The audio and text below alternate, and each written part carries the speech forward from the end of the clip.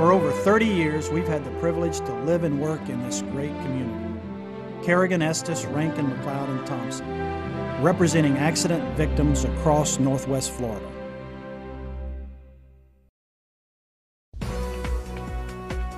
And now, from Pensacola, Florida, it's Within Reason with Bob Kerrigan and Bill Rankin.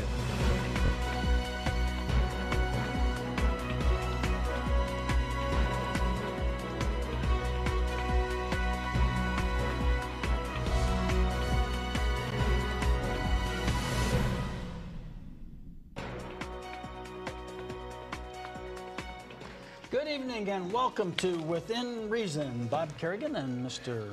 Bill Rankin. Bill Rankin. And we have lots of interesting things to talk about. Every week. We do. Stuff comes out. Yeah. People are calling us. They do. Yeah, they tell us interesting things. Did you know this? Did you know that? Yeah. The fat cats are taking the money again. Plus I mean, you know. Plus just like they always do. Stuff in the news.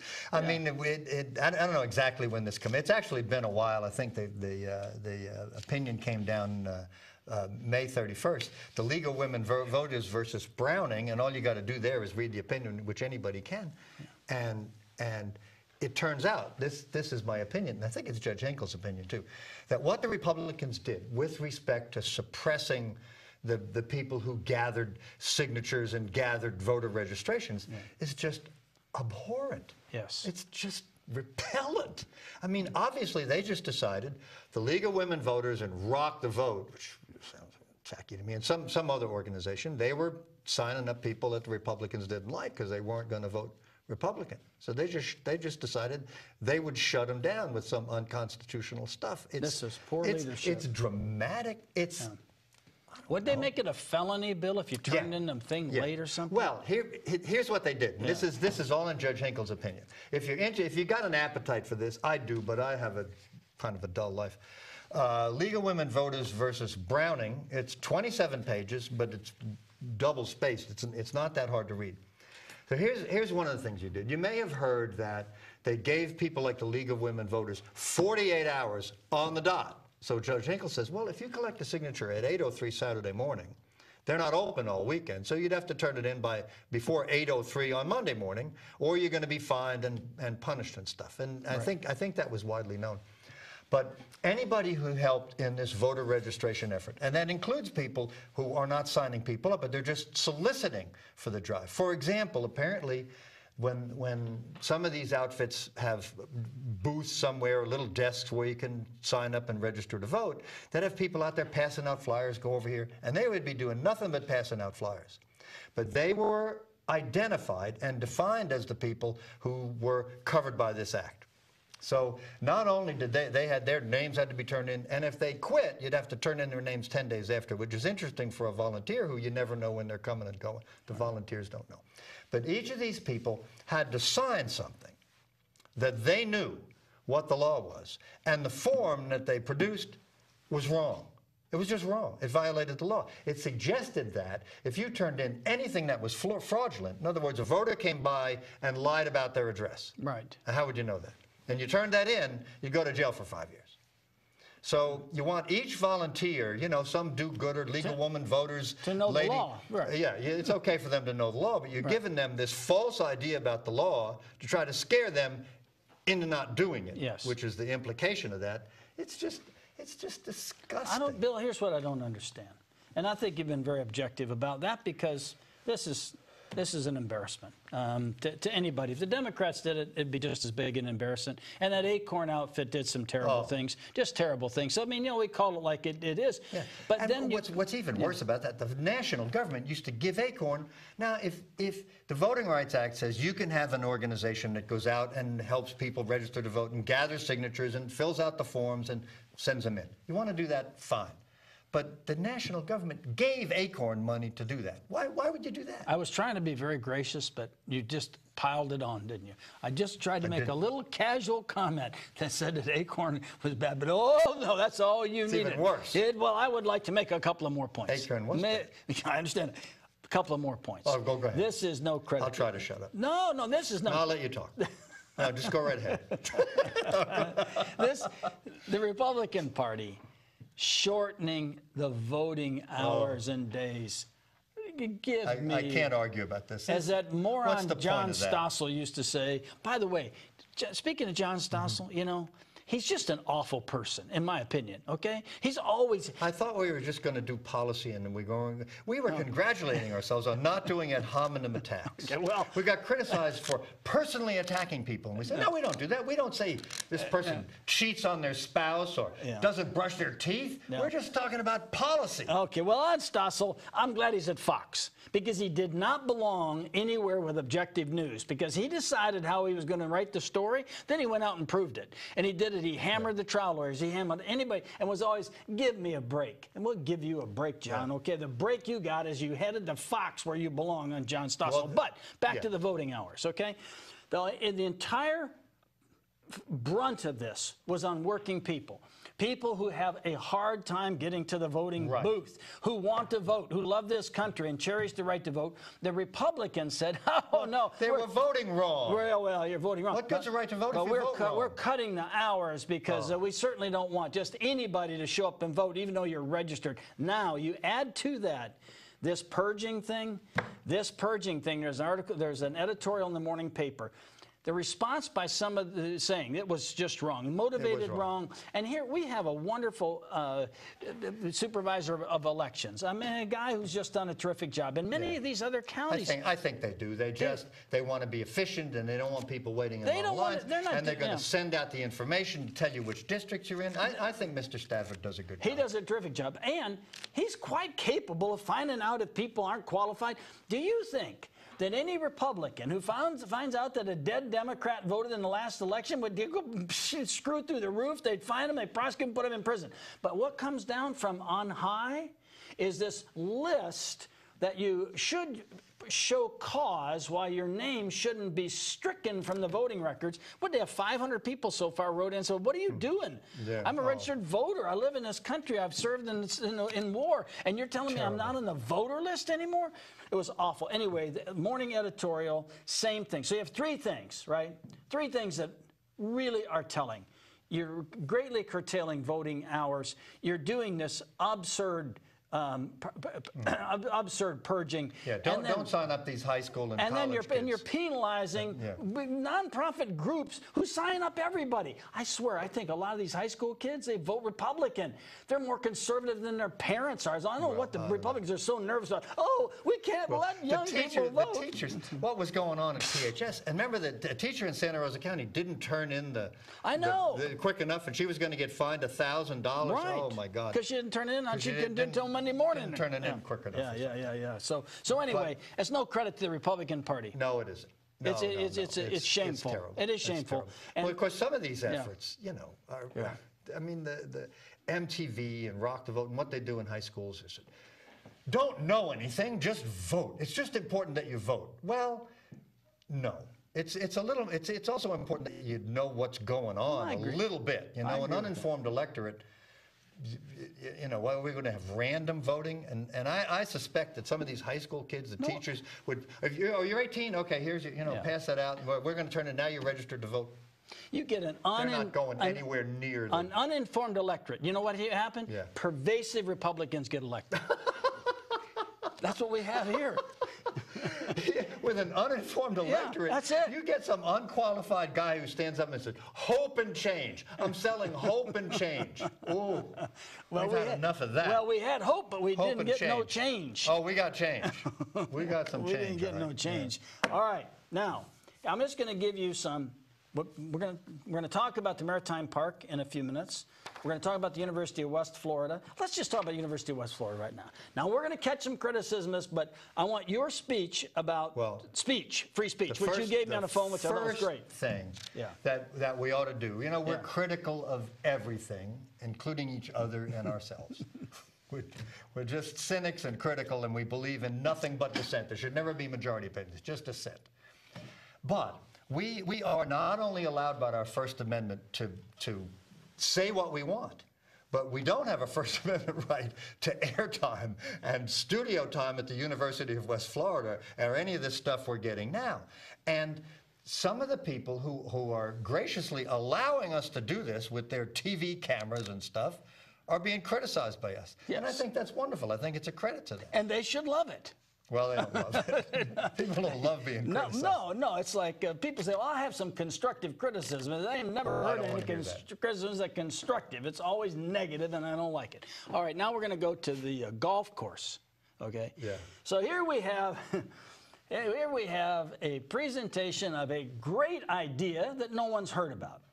And the great idea is that the university is going to buy, for $2.1 million apparently, a golf course that's adjacent, more or less, not exactly adjacent because there's a little separation, but more or less adjacent to the northwest corner of the campus. Now, when you look at something like this, the average guy on the street, average woman on the street would say, well, you know, golf courses aren't doing so hot. You're paying $2.1 million for sort of a mediocre golf course, and you're going to run it by students who really can barely run a fraternity party, and they're going to all of a sudden be your new labor force, which is just in and of itself ludicrous. But, well, the idea is they're going to get trained. Yeah, well, they're going to get trained. So you're going to be out there playing golf, and you're going to be dealing with somebody who's being trained, who can't even write up your ticket, and who's giving you the wrong cart. Anyway, so this is the plan at the university. So there's the thing. This is going to be a great business venture. Well, normally when you have a great business venture, somebody would publish the business plan. Here's our expected gross revenues. Right. Here's what our debt surface is. Here's how we can turn something that apparently isn't making a lot of money. No, that's why it's being sold. Into something that will make money. I mean, golf courses, the Moors is a nice golf course, and nobody's playing golf out there. Beautiful golf course. The cost of maintenance for golf courses is very high. But let's just say, in theory here, the premise is that it was a good business decision. Here's what's happened in the University of West Florida, which you've got good people. We've said that many times here, but you have something developing here now about the free enterprise kind of entrepreneurial activity that the university wants to engage in. The way they've structured this, though, Bill, is this operating entity is really not subject to much public scrutiny. I don't understand it. It's on the PNJ. It's about the creation of a separate entity that's going to do a lot of business. And I've read it pretty carefully. It's all pretty confusing, like exactly what they're going to do, who's going to get the money, and what are they going to be the checks and balances on this thing? Well, I don't see that. Little things like requests for proposals, highest and best use, public input. Now, there's an argument that can be made if a university is in a strategic negotiation for something critical. You can't publish everything. Yeah, you can't go out and say, oh, well, we're going to do such and have a handful of protesters show up with signs and kill the whole deal. So I understand that side of it, but I think when you create an entity that is going to have that as a standard operating procedure, the public is going to be very suspect, the press is going to be all over it, and it might be counterproductive in the end to create something that raises suspicion. I don't know. I just don't know enough about it. But when we're dealing with public land in this public university, I don't know. I'm not skeptical and wary of it. I'm not sure the legal effect of having an operating entity that is not in the sunshine, for which there's no public notice, and you're dealing with my ass, something I own as a taxpayer. We are going to have a hotel and convention center, apparently.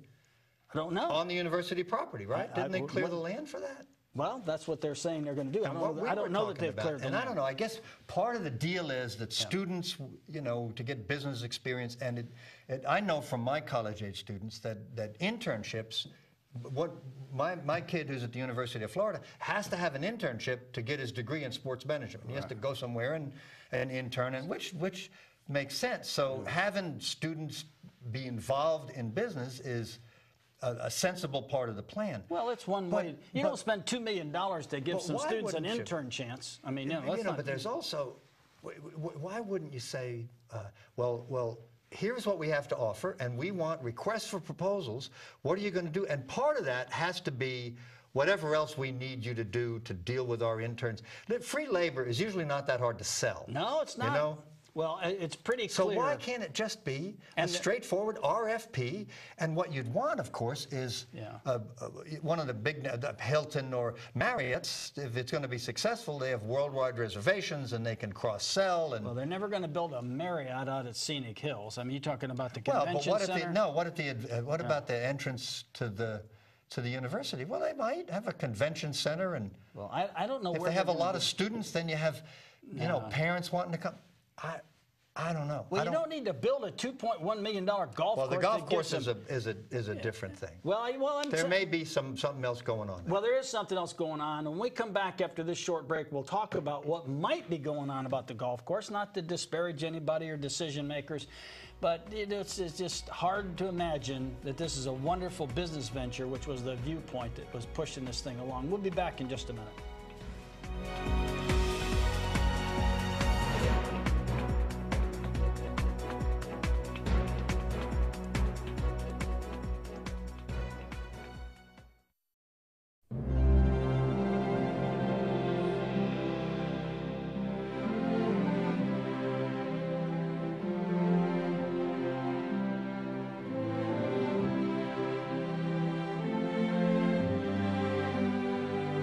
For over 30 years, we've had the privilege to live and work in this great community. Kerrigan, Estes, Rankin, McLeod, and Thompson, representing accident victims across Northwest Florida.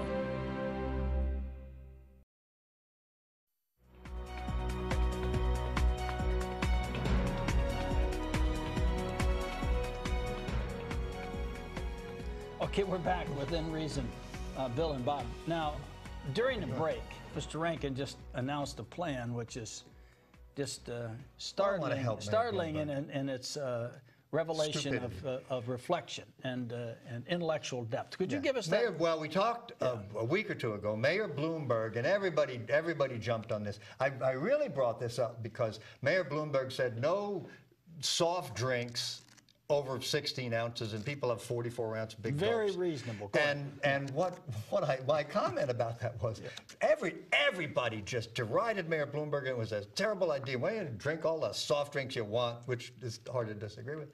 But I thought, we talked about the National Defense Authorization Act, where pick anybody you know. They can go to jail forever, no lawyers, no due process, no right. They just decide that you're a terrorist based on no standards and put you in jail. Yeah. Well, people could stand that, but take away my big gulp, and they were up in arms. So that's why this came up. Yeah. But then I thought about this. It's going to be, first of all, what if poor people buy these big drinks and just share them? So they're not drinking the whole big drink. Now, how many poor people do you know share their drinks? All of them. You see a lot of poor people? All the poor people I know always share their drinks. Yeah, I don't know. The two you met last just year. An idea, go ahead. you know? Go ahead. That's right. I mean, I know the poor people, and they don't share the drink. But go on with this. Don't? They don't go on with this analysis. It's all right. Go ahead. Well, maybe you've just completed a marathon, and you need 44 ounces. You know, could. and you're so thin. You're like those Ethiopians. You can see right through them. Right. They need. I mean, maybe there's some justification That's some sugar, for and it. that's good for you. It's good for you. Okay. Yeah. All right. But and then So you got to police it. Yeah. You know, you got to send people around to investigate and stuff. The big gulp police. This will be easier. Yeah. Just don't sell any big clothes. You can't have pants bigger than, say, well, let the mayor decide, maybe 44. So when you either have to wrap a towel around yourself or lose weight. You think that'd be good? I like that. The mayor wants people to be thin. So, Everybody's wringing their hands.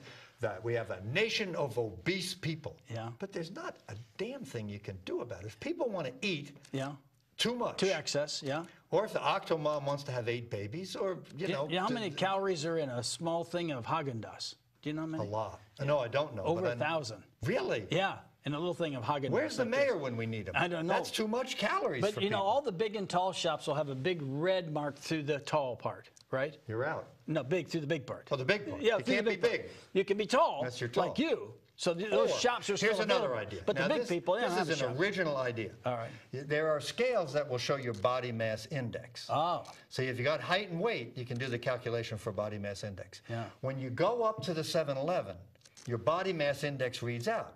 If it's low enough, you can buy anything you want. If it's high, no candy, no sugar, nothing, and the mayor comes and beer? hauls you out. What about beer? Beer is sacrosanct. Oh my God, I hope Don't mess with the beer. This would never reflect, because go to Ireland and you'll read the truth, which is Guinness is good for you. Yeah. And please don't. A lot of the don't mess places with now, beer. they'll say, do you want Oh, do you want to supersize that? no, well, they give you, the beer's like this. I mean, you have to drink it really that's fast. It gets warm. So people just jugging. My one visit to Germany, I just loved Germany, because they didn't have diet anything. I mean, they had real butter. Yeah. And the hotel had this cellar. All the stereotypes about Germany are true. All true. They drive real fast in taxis that are scrupulously clean. Yeah. I just love Mercedes, them. most of them Mercedes. They'll stay. I got in a Mercedes taxi that was Right. going 220 kilometers per hour, which is really fast, just zipping down into Munich. Good 220 kilometers an hour, or was it 120? It'd be 120. No, I forgot. It was fast. It'd be 100. No, That'd be 120 wouldn't like that 80. fast. Yeah, it'd be 80, Yeah, 85. it was going pretty fast. Yeah, not too Now, hard. it was a long time ago. I forgot now. What's on the Autobahn, right? But it was on the Autobahn, Yeah. just going into town. I almost got ran over on the Autobahn because I didn't realize how fast you're supposed to go. So I'm kind of puttering around about 55 miles an hour. I mean, I almost got killed. Well, the terrible. insurance guy, Yeah. Germany's just great. All the roads are great. You can drive as fast as you want, but you must have lane discipline. And the Germans would stand, and I experienced this because I had to walk from one hotel to the other. I have all these German stories. It was about like 2 days. And I was walking back from one hotel to the other hotel one night, and it was a light mist, and there was no traffic, and the Germans all stood and waited for the light. It was wonderful. They're very disciplined. You know, that's why they almost won the Second World War. Well, that's why they participated in the Second World War. How about that? Well, there are a lot of reasons for that. okay. The Treaty at Versailles is another. Now I kind of lost the thread of this whole discussion. Well, you were talking about the Germans, but I want to talk about the Koch brothers. Yeah. Oh, we're talking about the Autobahn and the roads are really terrific. And But you said they have lane discipline. But you cannot just drift back and forth while you're drinking your big gulp and texting and stuff like we do here. Right. You know, Right. to Germans, when Germans a few years ago they finally caught on. They started making cars in America, but the Germans couldn't understand why you'd want to have cup holders in your car. You know, it was for driving. Right. I just like that sensibility. And the insurance guy who was on this case, he came all the way down some long distance from Hamburg or something. It was like northern Germany, and he came down in his car at 150 miles an hour. It was. I just loved Germany. Good gosh. Yeah, you go 150 miles an hour on the Autobahn. I've been, as I say, I almost got killed. Don't I got blink. on there by mistake. I didn't know where I was going. I was like on the wrong road. All right, let me ask you about the Koch brothers. Now, Bill's a big advocate of the Koch brothers dumping all their money on whoever they want to. But let me just read you how bad this is, okay? Here, we're talking about in Florida and the Koch brothers, and they spent $10 million in this Governor Scott Walker's campaign. $10 million themselves from their front group, Americans for Prosperity. I love these names. $1 million through the Republican Governors Association, and more from members of the multi-million-dollar donor club of financial titans that meet regularly at Koch-hosted secret summits. Meanwhile, the official campaign of the Democratic opponent, Tom Barrett, raised about $4 million. I love that, secret summits. Yeah, it is. I mean, unless the doors open to everybody, it's a secret. Is so it- every party you ever have, Is it your any family's wa- invited, there's a secret Is it any party. wonder that Walker climbed steadily in the polls and ultimately won? Okay. Well, maybe the reason Walker won was he saved him $1 billion and taxes were going down and his whole plan was Now, working. the reason he won was because people don't want to kick a sitting governor out unless they commit a crime or Yeah, I hope malfeasance. so. Okay, I mean, that was... Well, there was also The exit poll some said that. merit to what he did. You know, this Well, whole business with collective, but the unions, public sector unions pick their own bosses. Public sector unions have They took caused a hit. an enormous crisis in this country, and we've got it right here in Pensacola. We a do. crisis, an existential crisis, and we're gonna keep talking about it because the city of Pensacola is in danger of going under and being totally screwed. I mean, we're just one little actuarial adjustment away from being totally screwed. We already take all the ad valorem taxes and dump them into the pension plans. And that doesn't cover it, by the way. That doesn't cover it. No. No. And that's not the salaries and health benefits. No. That's just for the pensions. Right. It's just Well, crazy. here's the problem. Let me just talk for a second about what we've talked about this in this program before. But the unfunded liability means the liability hadn't been funded yet. I don't have any money for it yet, but this is what we think we're going to have to pay out over the future, like $116 million, assuming, and this is kind of nuanced and technical, the actuarial assumption based on the return is 8%. Now, there's a lot more in it as well. If you just invest in the market, you'll do 4%, 3%. There's other factors, death, people making claims, people coming in, people going out. It's very complicated. But virtually across the nation, starting in New York, going every place, they're saying that this actuarial assumption of 8% is way too high. It's 7 on a good day and more likely around 6. Right.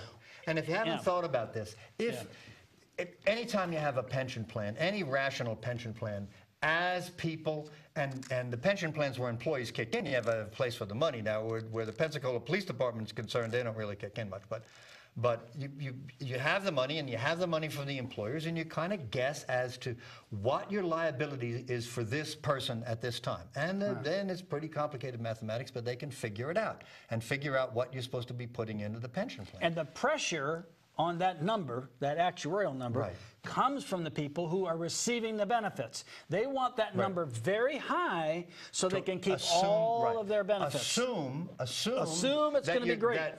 So you invest the money. Now, one of the problems, we can't just blame it all on the unions. We had all this money invested, and when the stock market took a dive, we had half that money invested. That doesn't mean you're bad at investing. The whole equity market took a huge dive, and that affected the unfunded liabilities, but there's more to it. Well, here's an article from the Fed. Americans' wealth has dropped 40%. Yeah. Okay, so we're talking about a national decline in wealth, but the position of the unions has been, I'm a big union supporter, but the public sector unions have breached the trust of unions. They have so pressured for their own benefits and ignored the reality of the rest of the community to our great detriment. They have hurt the union movement more than any single act in the last decade. The overreach by the public sector unions. So what's going on now? They're not willing to budge on, in the police union and primarily, not willing to budge on anything. They want to protect, listen to this, they want to make sure that new hires that they haven't even met yet, are going to be in their union. Now that protects the union. And all the people who are employed now, you know, their interest is pretty much themselves. And if and you got this argument, well, it's a promise, well, it's a deal. Well, I gave up some wages, and I'm in a dangerous job, and what I'm getting for it is a pretty modest salary, but I get nice retirement benefits, and that's the deal. And don't change the deal when I'm in it. All right, we'll leave your deal alone. But a new person knows that he's getting a 401k, getting a defined contribution plan. Now, I don't think the employees are going to care much about that. The current employees it's the unions. Have a conflict of interest with the unions because the unions want people who haven't even shown up yet to be protected, to be able to be in their retirement system to our great detriment. Otherwise, the union goes away. Otherwise, the union starts fading. So this conflict of public sector unions came to head in Wisconsin, and they lost it. They took this governor on. They got kicked good. So what's happening locally? Here's the point. If this actuarial rate is reduced, and we talked about this in the past, we won't beat it to death, but if this actuarial rate is reduced from 8% to 7%, it is a huge impact. A huge impact. Over 200 million, right? And there's the number. Well, no, that's if it's reduced pretty more. These numbers are just. It's all hard. What do you know the number? It's all very complicated. Do you know the 7% number and the 6% number? Yeah, we heard the 7, but it doubled with a pretty low number. The unfunded liability now for all the pension plans is something like $116 million. That's correct. It's gone up. And if you lower it a couple of percentage points, it could double. I don't know if that's a 7% number because it's hard to keep track of all these numbers. But the situation is this: we've already cut down on the number of employees in the city. There are already things the city can't do. Understand, this is easy to understand. This is what got me interested in it. All the ad valorem taxes collected by the city, $12 million, all of that money goes just to the pension plans. If you didn't have to fund these pensions, you wouldn't have to have any ad valorem taxes. Wouldn't that make the city attractive? Well, that plus, that's not sufficient money. It's worse than that. Yeah. There are cities in this country, and it already happened to a little extent here, where all the city services, all the good things about the city, people love the Thursday nights in the park. That's being cut. Now, that may be a different reason. But all the things that people like that they get from their cities, maintenance of parks and fireworks displays or whatever the city does, that's all going to have to go. The city is going to be doing nothing but being in the business of snatching tax money to give to people who've already retired. It's worse than that because people coming into the city and I saw this in one of these magazines that rates retirement places. They're looking at, you know, what's the climate like, what's the taxes like, what are the schools like, and they also look at unfunded liabilities, because that's going to predict what the city's going to be able to do for you. Predict your tax increments So, in the future. yeah. So we have to get a grip on this, and the unions are in the position, oh, we're not budging. We got collective bargaining, and we're not budging. This has been brought to us by a number of factors. One is there's the natural goodwill that's enjoyed by especially the people who come on your demand and put out your fires and deal with your burglars, and you naturally owe them a lot of goodwill and say, boy, these people are putting their lives on the line and they're going to protect me, and we want to treat them right. And then venial politicians who really don't care about 20 years from now. Give me the votes now. And the electorate that thinks that if the FOP is behind a candidate, they must be upstanding Americans and all for safe streets. No. These union groups, if you see the FOP or the teachers union supports a candidate and you vote for that candidate, what that means is your taxes are going up. But don't couple these unions up, though. Yeah, they're all, the teachers unions, all the public sector unions, the police unions, every one of them. If they endorse somebody, I think that would be a good reason not to vote for that person, because they're in the pocket of the union and they're going to give away too much of their money. But it's a different issue on the financial liability question, because the teachers union has nothing to do with the financial liability of the city of Pensacola, and that's that's right. That's what we were talking. That's right. If we're talking about the city of Pensacola, don't worry about the teachers. But I mean, I was just going to give a general guide for voting. Yeah, I know. I saw that. If public sector unions are behind a candidate, vote for the other candidate. Well, look at me. That's what I do, and that, of course, is what you want to do. We have to take a break. I have to get reassembled here. Have we time to take a break? Is it not? Okay, we're going to take a short break, and we'll be right back.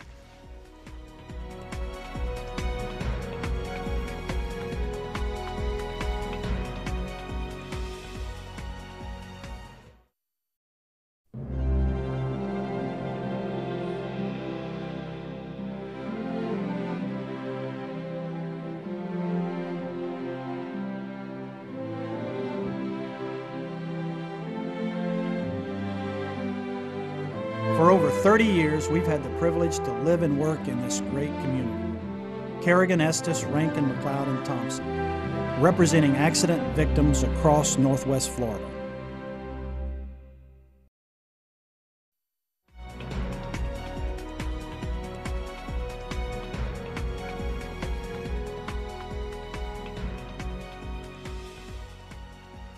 Welcome back to Within Reason with Bob Kerrigan and Bill Rankin, and I deflected. Bob was talking about a couple of important issues, and I kind of led us into the cul-de-sac of bombast and hot air and invective, which was probably a bad idea. I really believe I these agree things, with a lot of what you were saying. I agree. But you were talking about one of the important issues is the golf course. Well, I think it's an important issue from this perspective. Once the public loses confidence, it's hard to get it back. And here you have a great university, I think the best president of any university in Florida, bar none, okay, who enjoys probably an 80% approval rating, maybe higher. Except among the faculty. Well, you know, the faculty always whine and complain about something, and that's just the faculty. But among the people, and just great vision, I'm just a big fan of Dr. Benz. But I think when you allow the movers and shakers to start moving and shaking with public assets, it's going to spill over on her and it's going to hurt her. So I hope that she will say we have to have more transparency than what some people are suggesting. And to lay this golf course decision off on her like it was her idea, I don't think that's accurate. And I think that viewpoint was wrong. Now, I don't think it was her idea. Is the foundation, in fact, coming up with the money? Is it the foundation? They're going to finance some of it, and the foundation's coming up with some of it. But that's not the issue. To me, the issue is this. If you present this as a viable business decision, then you have to support it as a viable business decision. Now you're going to say, well, no. What we're doing is we're going to meet Title IX requirements because we're going to have a women's golf team. I mean, but let's have some explanation of what's really behind us. And once you do this, then we need to know, okay, are there going to be some other collateral benefits? For example, opening up the northwest corridor on 10 Mile Road, is that what's involved here? If it is, then let's have a discussion about that, because then the entrepreneurs and others are going to be snatching up the land and building apartment complexes and all that. And this could end up hurting the president of this university. So I just hope she'll demand, I need to know, speaking for her, what's going on, why is this going on, what's involved, who's going to benefit, who's getting the money.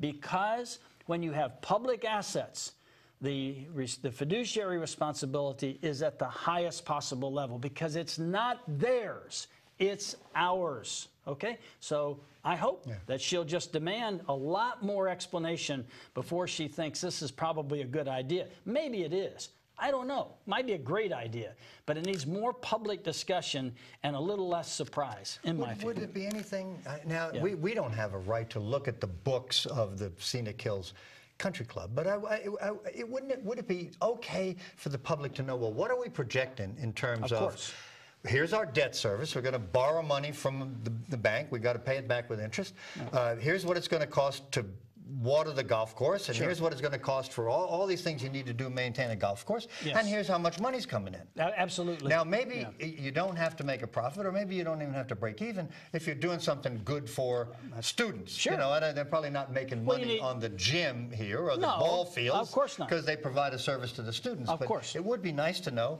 how much that service is going to cost. Well, you need to define the mission. What is our mission? Okay. Then, how are we going to facilitate buying it? And you're right, it would be a due diligence review of the business plan, the projected revenues and expenses, and be some analysis. And if you publish something like that, there's a lot of smart golf course people around, Bill, and they'd read it and say, I'll tell you one thing you've missed here is how are you going to access enough water? Because you're going to have to invade this water table more than you're invading it now. You're going to have approval from the Northwest Florida Water Management people. You've got a spill off going into certain areas, which you're going to have to use more fertilizer because they've got grass out there that isn't growing. I don't know, because I'm not a golf course person, but if you publish this kind of thing and invite public input, you make better decisions. So operating all of this in secrecy. Now, once they get the deal made, okay, so let's say they have a contract to buy it for X dollars, or 60 or 90 days in which to decide, an option to buy it. Then there's no reason not to disclose everything to the public. And yes, you'd have access to those books. You'd absolutely have access to the books, which I think you want to look at them for this reason. They operate a number of golf courses. So you want to look at how overhead is allocated. So if they're saying, we're deriving a certain profit, and say, well, maybe you are, maybe you aren't. Because generally golf courses are hurting right now, and the idea that this thing is going to make a lot of money, it just seems ludicrous to me, but it might be profitable. Hell, I haven't seen it yet. Maybe there's something about it that's going to make this golf course make money. Or even if it doesn't. Let's say, well, it's going to cost us this much a year, but we're going to let the students play golf cheap, and we're going to let some students... Might be a good reason to do it. That might be okay. But what's the number? How much is it going to cost? Right. Are we going to spend $1 million a year? An amount equivalent where you can put all the student golfers in limousines and take them over to the moors or something, and, you know. Well, for $2 million, you might be able to build the finest women's athletic facility in the state, a multi-use facility of some kind for... well, for $2 million, it'd have to be a small one. Well, okay, well, for whatever. Yeah. Okay, yeah, but I'm saying you have some options there. Why is a golf course... why is that particular golf course come online? I don't know. Jason. But, and maybe it's a fine idea. I think what we're complaining about is not just a golf course, but we're hoping there's some transparency, so we'll see how much it costs and whether or not it makes sense. And maybe it makes great sense, and then maybe some other benefits flow to the university. But this very discussion needs to take place in a public forum. And they should open this up to people. I think there's a lot of smart people around. We've found this in different things we've done. Oh my goodness, the people public, ask good questions. They ask good questions. They're informed. They say, hey, did you know this about this golf course? That they've had this problem and this problem and this problem. Did anybody tell you that? It's been 5 years, but they haven't made the corrections. You might find out all kinds of stuff that you would not know because you're just looking at it, think strategically it'll open us up to the west, and so it's a good idea. You've got a golf course. With all these houses around, I wonder what their liability insurance costs. I have no idea. Well, but it could be generally a golfer is responsible for his own ball. Okay? In other words, the golf course itself doesn't assume any liability for the golfer. The golfer, well, maybe they have joint liability. I don't know. I don't know. But generally, golf courses... if you design it wrong and the guest is in the patio of one of these homes and the golf course knows that balls are always raining down on this patio, and they could change it by moving something around, and they don't do it, and the golf ball kills somebody. I don't know. I'm going to give you a hint about buying a... I don't know about golf. I'll give you a hint about buying a lot on a golf course. You want this hint? Sure. This is for our viewers, too. Never buy a lot from the tee box. You're on the tee box. Never buy a lot that is on the right side of the tee box down about 125 to 175 yards. Okay? Never. You know why? Well, that's where the duffers send all the hackers take a big slice and the ball goes in the yard and knocks people on the head. Those are the worst lots you can get. So what you get, people retiring from wherever, and they don't know anything about golf courses, and they're sitting out in the backyard, ba-boom, ba-boom. I went and looked at a house one time, and I said, listen, this thing's not situated. This was out in Colorado. This thing's not situated right. I'm worried about, this thing, people slicing these balls in this yard. And he goes, that never happens. He said, we've never had an instance of that. I thought, it seems very odd to me based on what I was looking at. Well, maybe they hit the ball further out here. And this, so we went out the front door to talk, and there were 2 golf balls in the front yard. I said, did the dog bring these in here, or what happened with that? They're sitting right there in the front yard. So anyway, don't buy a lot on the right-hand side.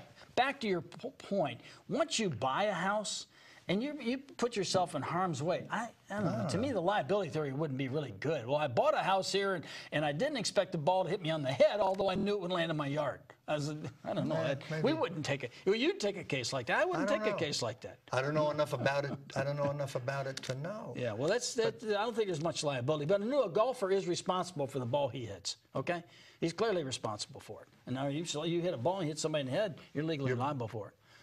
Okay, doesn't matter how the golf course. Doesn't matter how the golf course was designed. You're supposed to hit the ball in the fairway, not in somebody's yard. What if there's a hidden house behind a tree or something? Okay, well, I'm not going there. I don't have any idea. All right, do you want me to say about Connie Mack before we get to Connie Mack, because I know you're a big fan of Connie's. I am not a big fan of Connie Mack. Bob's got, this is the dirt hour. You got a lot of dirt on Connie Mack. I do have a lot of dirt. I am loaded up on Connie Mack. And here's our boy babyface Jeb Bush, who says he thinks Connie Mack would be a great senator. Okay? he does. Connie Mack has a long history of brawls and fighting and really bad conduct. But probably the most interesting one that he got into was he got in a fight with a guy that was kicking his you-know-what. And so he gets this guy, grabs onto him, and... This is in a bar, wasn't it? This was a baseball player, but I don't think it was in the bar. It wasn't in a bar? It might have been in a bar, because he spent most of his time in a bar. But anyway, he gets in this fight, and he's losing the fight, so he grabs the baseball player by the crotch as hard as he can, which was very uncomfortable for the baseball player. So in the meantime, the baseball player apparently threw him like an old shot put and then cracked his ankle. So what does the guy do who believes in personal responsibility, personal accountability, and can't stand frivolous lawsuits? Tort reform, And tort reform. What do you think he did? He sued. He sued. Of course he did. And so they go to trial, and here's Connie saying, oh, I had him like this, and I had me back like that, and I was pulling on him like this, and then he pushed me, he threw me down and cracked my ankle. Okay? And the jury said, oh my goodness, well, he's clearly responsible for your ankle. And then they had to determine how much money they were going to give Connie Mack. And how much do you think they gave him? $1. That's too high. They didn't give him $1? No, nothing. A penny? They didn't give him anything. Zero.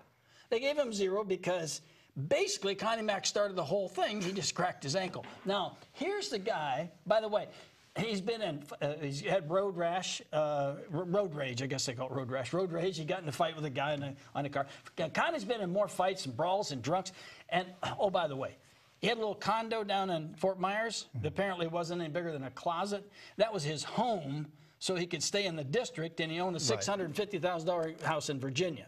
That's where he lived full time. But once a month, apparently, he would come down to his home. Oh, that's typical of politicians. Is it? Yeah. Okay. Well, Republicans. So, So anyway, he would come down there and he would stay in this little house every once in a while. And he got into a big tussle down there because he didn't pay his homeowner's dues. And he's been sued several times. Now, here's Jeb Bush, who said, I've studied this, and I've carefully looked at the qualifications of all of our Republican candidates. Now, get ready for this.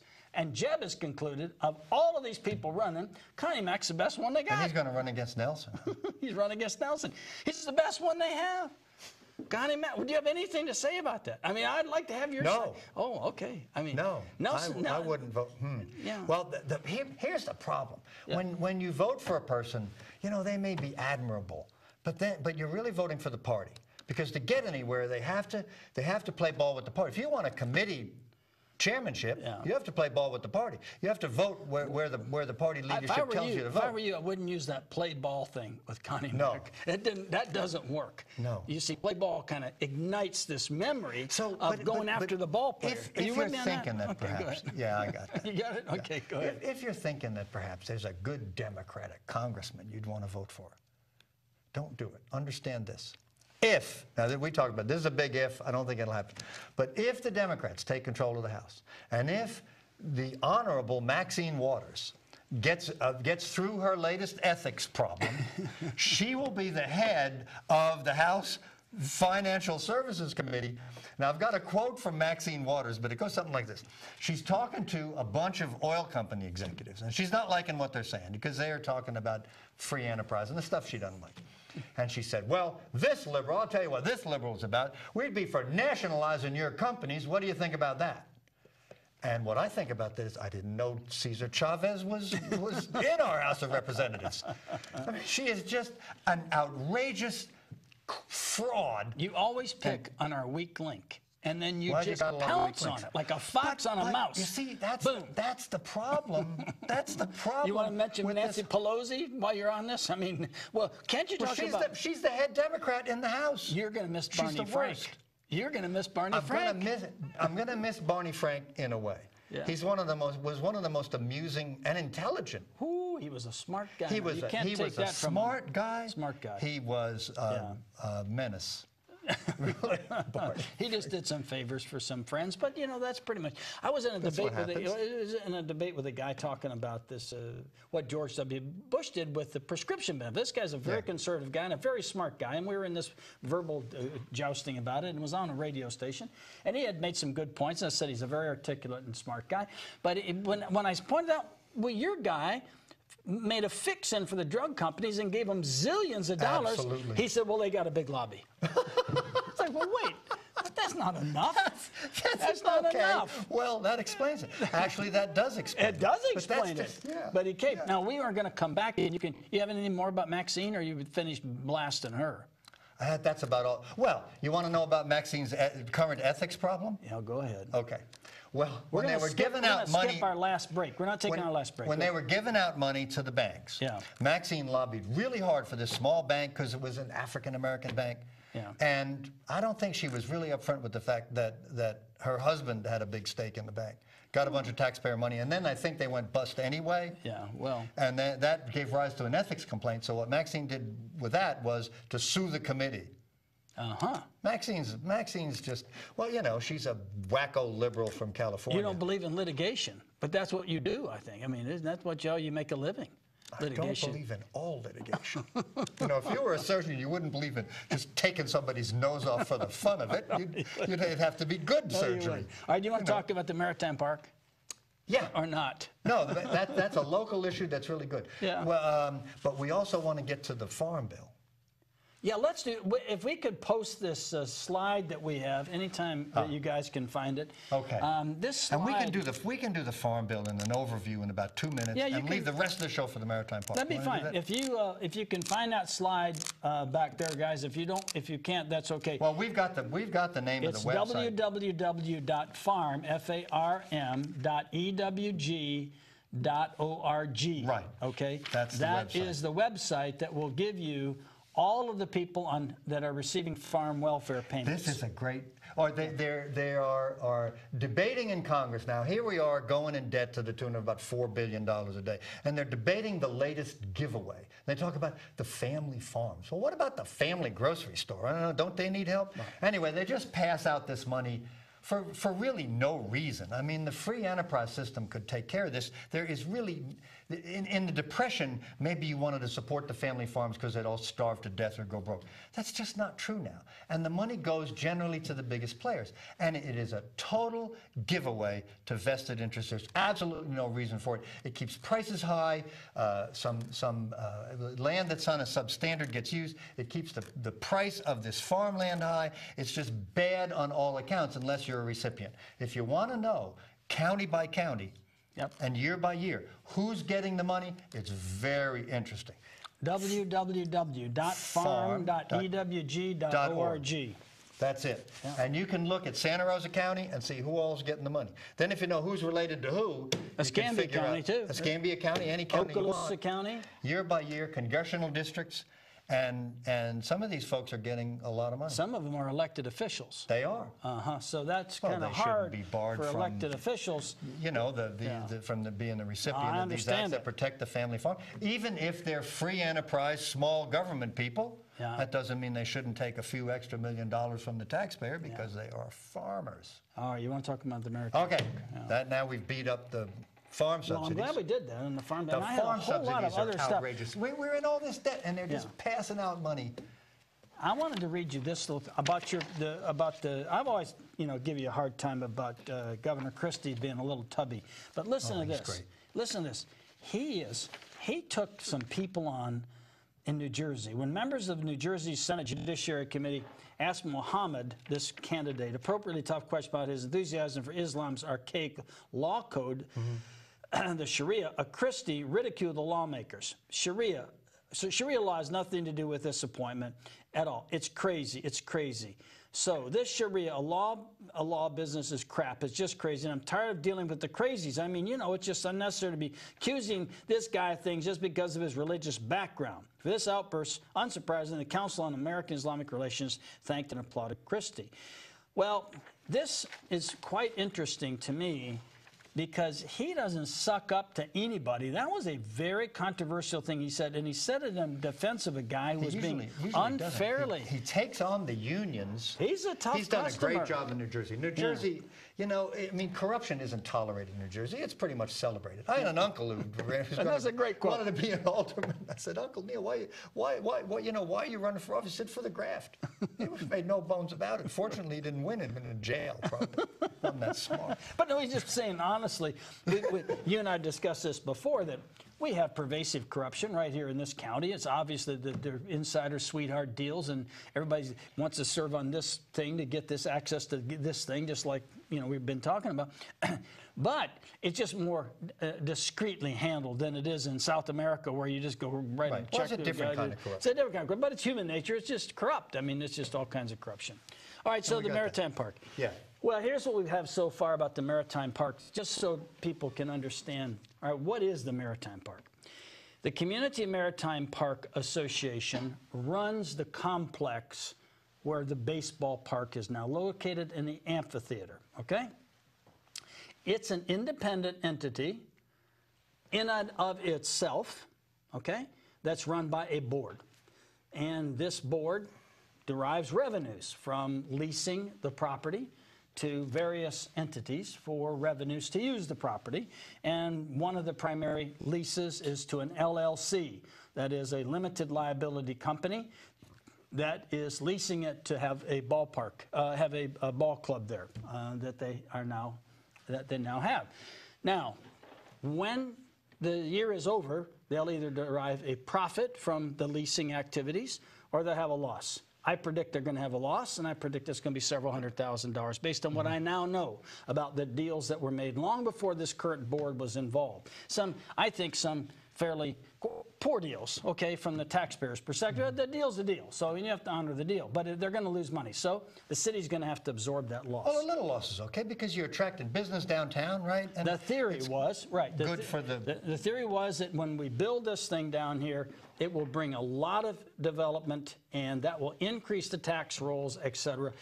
The question of whether that's going to happen, even if you had $300 million in new construction, it would only produce about $1.3 million in revenue.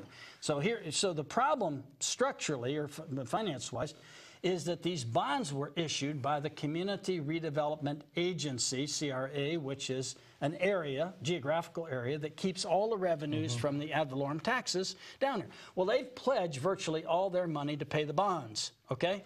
Starting next year, they've got to come up with another million. Now, what did the bond money do?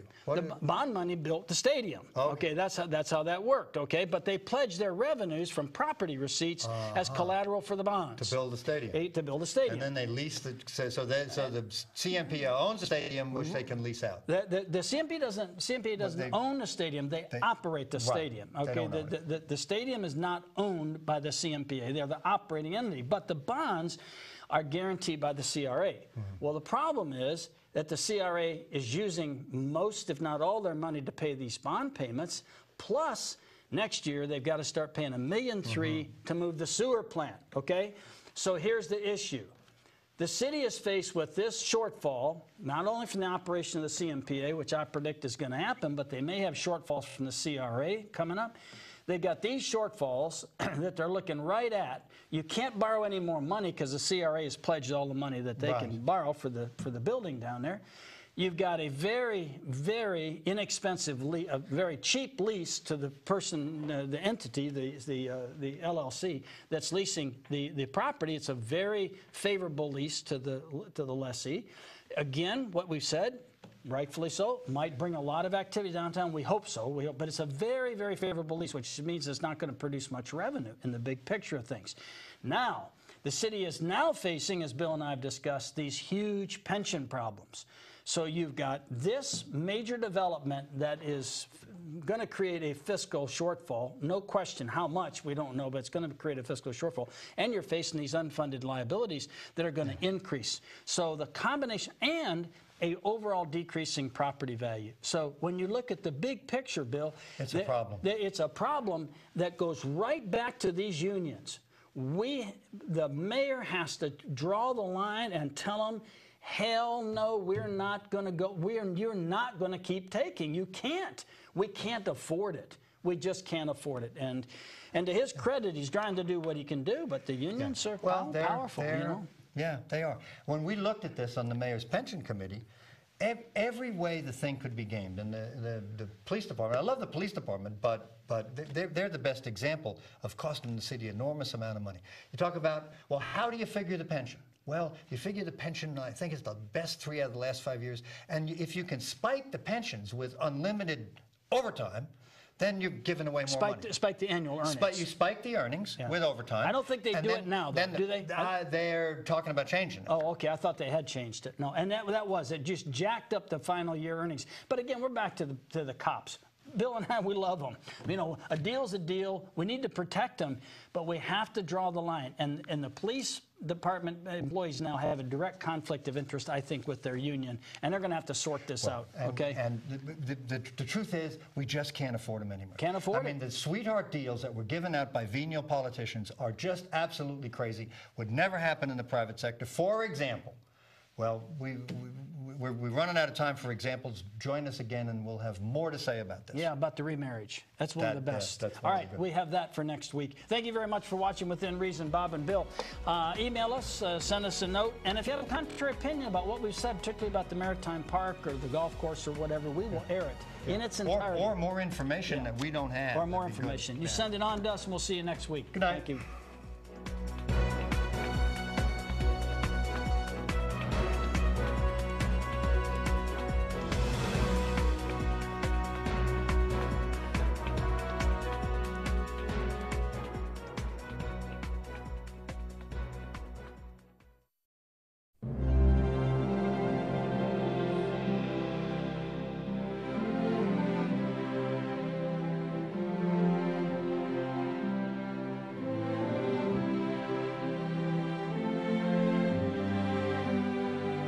For over 30 years, we've had the privilege to live and work in this great community. Kerrigan, Estes, Rankin, McLeod, and Thompson, representing accident victims across Northwest Florida.